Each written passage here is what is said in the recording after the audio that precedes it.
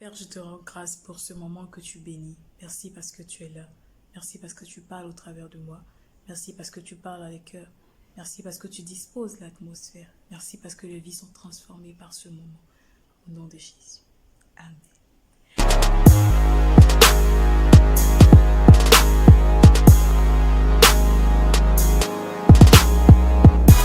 Bonjour tout le monde, j'espère que vous allez très bien. Moi, je vais bien, non mais trop bien grâce à Dieu. Et je suis en face de vous aujourd'hui pour une vitamine. Alors, le thème de cette vitamine est les péchés mignons, les péchés légalisés. Qu'est-ce qu'un péché mignon?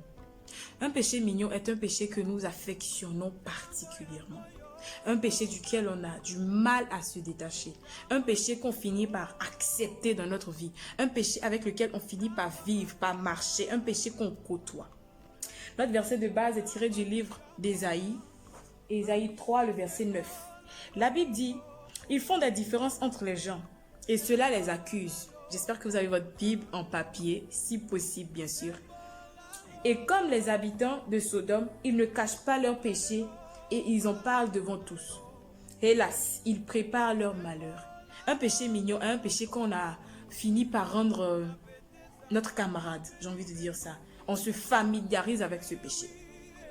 Quelle est la différence entre un péché mignon et un péché normal? C'est qu'un péché normal, sinon un péché qui n'est pas mignon, c'est un péché qu'on fait pour lequel on se répand constamment, un péché dans lequel on ne prend pas plaisir. Amen. Mais le péché mignon, comment un péché peut-il être mignon? J'en viens. Le péché mignon est celui-là duquel on s'attache. C'est-à-dire que, oh, toi, tu es mon frère. Amen. Je te commets, ça reste entre nous. Et le truc, c'est que le péché mignon, parfois, on finit par en parler. La Bible dit ici que les gens de Sodome et Gomorrhe, ils ne se cachaient plus. Amen. Ils faisaient tout. C'est-à-dire qu'ils péchaient comme si ce n'était pas un péché. Quel est ce péché-là que tu ne caches plus? Quel est ce péché-là avec lequel tu es devenu, j'ai envie de dire, familier? Quel est ce péché-là pour lequel tu ne te réponds pratiquement plus? Parce que à chaque fois que tu te réponds, tu te rends compte que tous les jours, par exemple, tu le commets. Ce que j'ai envie de préciser aussi, c'est que le péché mignon, parfois, on ne le commet pas tous les jours.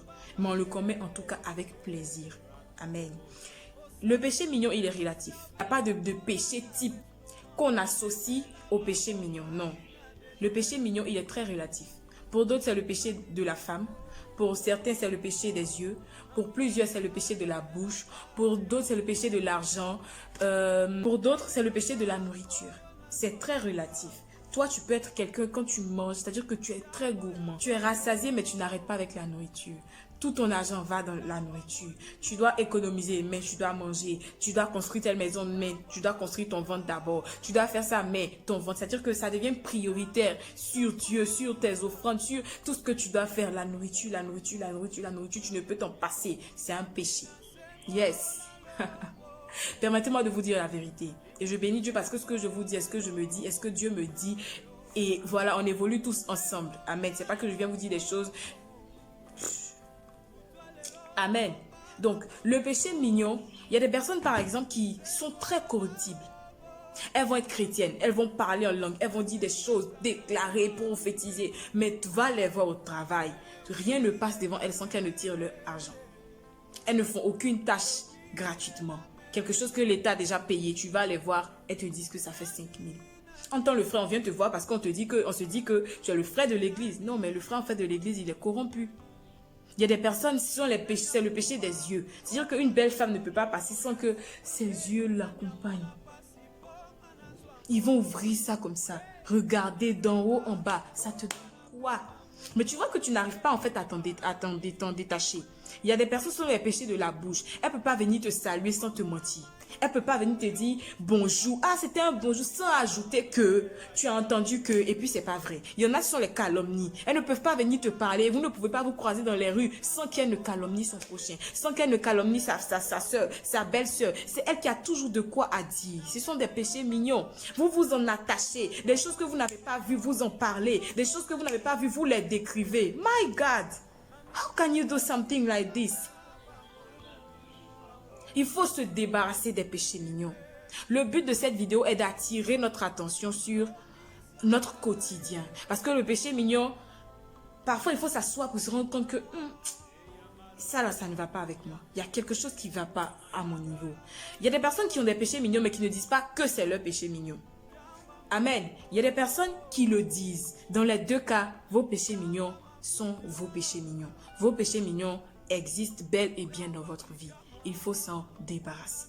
Samson, dans le livre de Juges 14, Samson a payé les frais de ses péchés mignons. Samson, toi, tu es un homme de Dieu, tu as été consacré depuis le ventre de ta mère. À cause de toi, ta maman ne pouvait même plus boire du vin. Il y a des aliments qu'elle ne pouvait pas manger. Tu es né, on t'a expliqué la volonté de Dieu pour toi. Qu'est-ce que tu fais? Tu flirtes avec les prostituées. Comme si ça ne suffisait pas, tu tombes même avec elles. Et comme si ça ne suffisait pas encore, à plusieurs reprises. Tu as fait une fois, on a parlé. Tu as fait deux fois, on a parlé. Tu as fait trois fois, on a crié. Tu continues.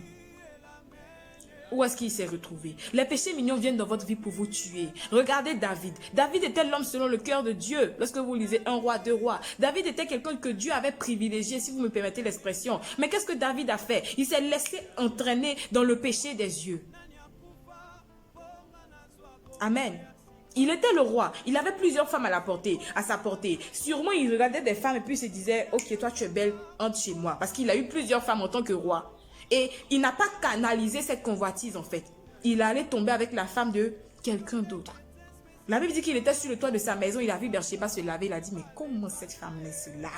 Ah! C'est ton affaire. C'est parce que tu t'arrêtes pour regarder des choses que tu arrives à poser des questions à propos de ces choses. Une personne se lave, elle se lave, tu as vu ça, tu tournes. Non, mais comme c'est le roi et que c'est un monsieur qui a des péchés mignons, il faut tomber avec la dame. Le péché des yeux, l'a envoyé dans le péché du sexe.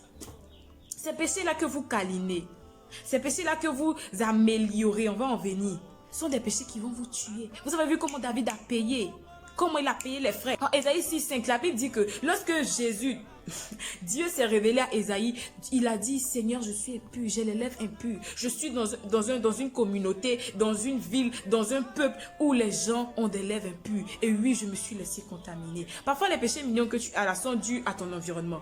N'empêche que ce soit des péchés mignons. N'est-ce pas? Et qu'est-ce qui s'est passé? Ésaïe s'est rendu compte à quel point il était impur. À quel point est-ce que tu es pur, toi? Est-ce que tu n'as pas de péché mignon? Avec les réseaux sociaux, avec l'accès facile à n'importe quoi, est-ce que toi, tu n'as pas trouvé ton petit péché que toi seul, tu sais, la nuit, à une certaine heure, tu te réveilles pour... Hein? Est-ce que... Il faut se débarrasser des péchés mignons. Et à côté des péchés mignons, un point que j'ai voulu toucher sont les péchés que nous légalisons. Non, c'est mon crunch.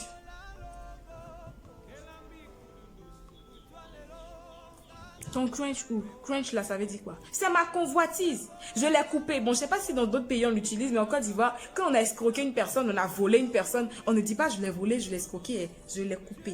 Là, comme ça, on ne sent pas que c'est un péché. Non, je l'ai juste coupé. J'ai dit 5 000 au lieu de 4 500. 500 seulement. 500 seulement, ça peut t'envoyer en enfer. Tu l'as coupé comment? Dis que tu l'as escroqué, mais on essaie d'arranger le péché pour ne pas sentir que c'est un péché. Comme un péché mignon, par exemple. Comment un péché peut être beau? Ce sont les bébés qui sont mignons d'après mon papa. Comment un péché peut être mignon? Le péché, il est sale, il est dégoûtant, il est dégueulasse. J'ai envie de dire qu'il est sale, il est impur. Comment un péché peut être mignon? Mais on fait ça et puis on a l'aise dedans. Le problème, c'est qu'en enfer, on ne sera pas à l'aise. Attention, on ne sera pas à l'aise du tout. Non, c'est mon crunch. Dis que c'est le gars que tu convoites, c'est la fille que tu convoites. Non, on est en train de faire affairage. Il faut dire que tu es en train de critiquer Blessing Time. On est en train de s'affairer un peu. S'affairer là, c'est arrivé dans... Non, la voisine, son mari l'a frappé. Non, mais ses enfants sont drogués. C'est affairage qui est là. C'est braiser la voisine. Son mari. La pauvre dame qui est en train de souffrir, peut-être dans la prière, languie avec son mari qui la fatigue. Toi, c'est devenu sujet de causerie pour toi. Un sujet de prière. On n'a qu'à arrêter. Arrêtons ça, les amis. Amen. Les péchés mignons, décidons de nous en débarrasser dès aujourd'hui. Je parle pour indexer, je parle pour toucher. La vérité fait mal, c'est vrai. Mais sachez que je ne vous juge pas. Amen. Je ne vous juge pas. Je me suis rendu compte que moi aussi, il y avait des péchés auxquels j'étais attachée. Et grâce au Seigneur qui a ouvert mon esprit, je m'en suis détachée. Et je continue d'ailleurs de veiller sur ma vie pour ne pas m'attacher à un quelconque péché qui va devenir mon petit camarade du quartier et qui va finir par me conduire à un enfer. Amen. Les demi-mensonges d'Abraham. Non, tu vas faire quoi? Non, Sarah, c'est ma soeur. Oui, c'est ta soeur, mais c'est ta femme aussi. Et vous avez vu ce que ça a pu leur créer. Et à cause de ces mensonges, il y a même le roi Melchisedec qui a failli être frappé. Sinon, qui a été frappé, même sa maison tout entière, de stérilité et tout. Où vont nous envoyer nos péchés mignons? Dans quoi est-ce qu'ils nous mettent? Les amis, il faut s'en débarrasser. Mes amours, vous savez à quel point je vous aime. Il faut se débarrasser des péchés mignons. Comment faire? Déjà, il faut se repentir. Il faut reconnaître que nous avons des péchés mignons. Il faut toucher ces points-là. Seigneur, je me répands parce que moi, je suis gourmand. Je me répands parce que moi, je convoite. Et tous les jours, c'est devenu mon péché mignon. Je te demande pardon. Je prie que tu me sépares de ce péché. Premier point. Deuxième point. Il faut se battre. Il faut se battre contre ces péchés mignons en cessant de les tolérer. Parce que comment le péché fait pour devenir mignon, c'est en le tolérant. Il faut se battre, il faut arrêter de tolérer ces péchés. Il faut arrêter de faire comme si ce n'était rien. Il faut arrêter de donner de beaux surnoms, de légaliser le péché. Et vous allez voir qu'au fur et à mesure que vous allez dire, Seigneur, j'ai volé, Seigneur, c'est pas j'ai coupé, c'est pas je me suis affairé, Seigneur, j'ai convoité. Le dégoût du péché même entre dans votre cœur.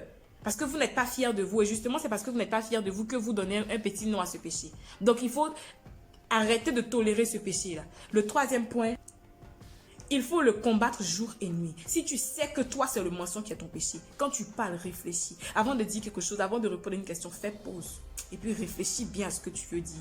Travaille à ça. Si tu as menti à 9h, tu te réponds, tu dis non, à 9h05, je ne mentirai pas. À 9h10, tu veilles sur ta vie. Avec le Saint-Esprit, tu y arriveras. Pas par tes propres efforts. Attention, il faut que je le dise. Pas par ton intelligence, pas par tes calculs, pas par le fait que, bon, je ne parle pas pour ne pas pécher. Non. Mais tu laisses le Saint-Esprit prendre la place. Tu lui dis, Seigneur, prends la place. Et tu veilles sur ta vie. Tu le laisses t'aider à veiller sur ta vie. Tu ne lui dis pas, Seigneur, non, là, sur moi, c'était pas un mensonge. Mais c'est vrai, avant de partir, j'ai une histoire qui me vient en tête. Mais là, la vidéo est trop longue. Je pense que j'en parlerai dans une autre prédication, même avec un autre thème. Amen.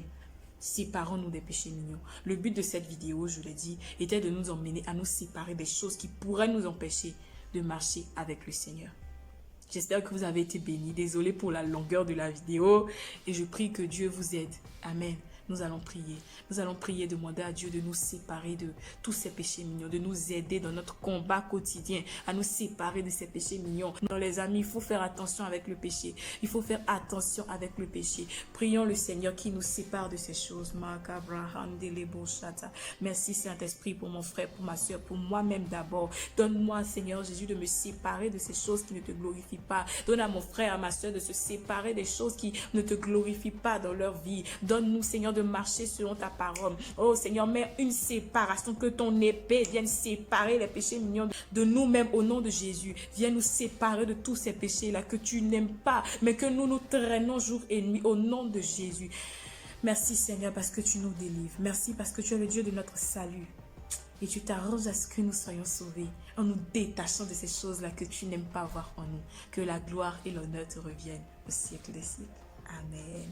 You are blessed, my friend. I really love you. I love you. I love you. I love you. Vous êtes bénis. On se dira à samedi pour une vidéo ou vendredi et à lundi pour une autre vitamine. Il faut qu'on grandisse dans la foi. Bye bye.